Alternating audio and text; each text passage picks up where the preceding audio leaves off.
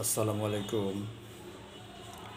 আমি ডাক্তার ইসমাত হোসেন সুজন, প্রভাষক, Shariatpur homeopathy medical college ও hospital.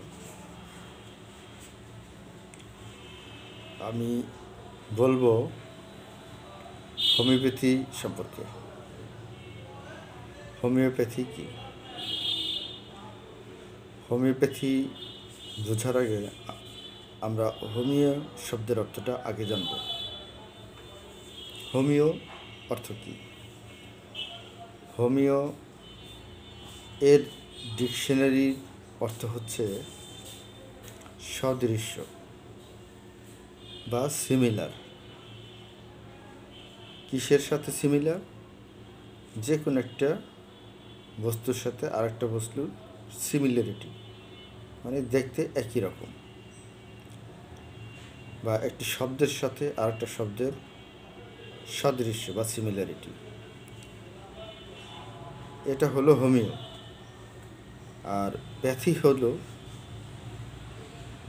পদ্ধতি। প্যাথি এর আবিধানিক অর্থ হলো পদ্ধতি বা সিস্টেম। তাহলে পুরাপূর্ণ হোমিওপ্যাথি শব্দের অর্থ দাঁড়ায় সদৃশ্য সিস্টেম বা সদৃশ্য পদ্ধতি। এখন চিকিৎসা বিজ্ঞানের যে শাখায় সদৃশ্য বিধান মতে চিকিৎসা করা হয় তাকে হোমিওপ্যাথি চিকিৎসা পদ্ধতি বলে।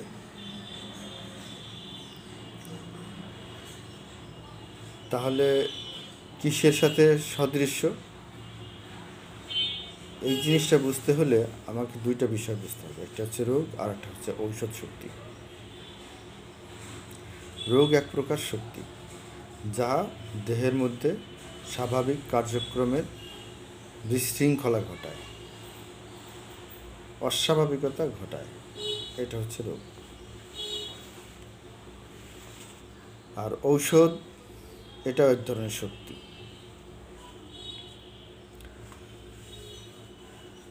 এটাও দেহের মধ্যে রোগকে বিতাড়িত করার জন্য শক্তি হিসাবে প্রয়োগ করা হয়। এখন মূল যে বিষয়টা হলো হোমিওপ্যাথি। তাহলে কি দাঁড়ালো? রোগ শক্তি এবং ঔষধ শক্তির সাথে সদৃশ্যতা থাকবে, সিমিলারিটি থাকবে। রোগ শক্তি যেমন আমার জ্বর হলো, জ্বরের সাথে পিপাসা, শরীর ব্যথা, মাথা ব্যথা,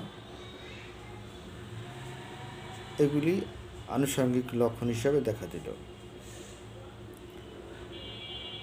হোমিওপ্যাথি চিকিৎসা মতে যে ঔষধ বা যে ভেষজ দেহের মধ্যে জ্বরের সাথে পিপাসা, শরীর ব্যথা, এই লক্ষণগুলি সৃষ্টি করতে পারে, সেই ঔষধ শক্তিকেই ওই জ্বরের লক্ষণগুলির সাথে আরও যেই লক্ষণগুলি ছিল তার সাথে সিমিলারিটি যদি হয়ে যায় তাহলে আমরা সেই ঔষধ শক্তিকে প্রয়োগ করতে পারব।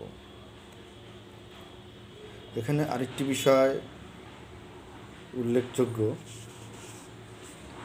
সেটি হলে ঔষধ পরীক্ষণ। কোনো ভেষজ বৃহৎ মাত্রায় দেহে প্রয়োগ করার ফলে দেহের মধ্যে কতগুলি লক্ষণ তৈরি হয়, এইগুলিকে আমরা ড্রাগ প্রুভিং সিমটম বলি।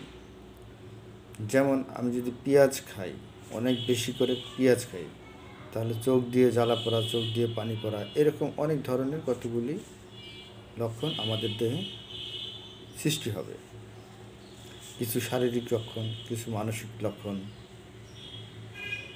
অস্থিরতা, জ্বালা পোড়া, এরকম আর কি। তাহলে পেঁয়াজকে আমরা বৃহৎ মাত্রায় দেহের মধ্যে প্রয়োগ করার ফলে যে লক্ষণগুলি পেঁয়াজ দ্বারা সৃষ্টি হইল ওটাকে নোট করে রাখা হয়।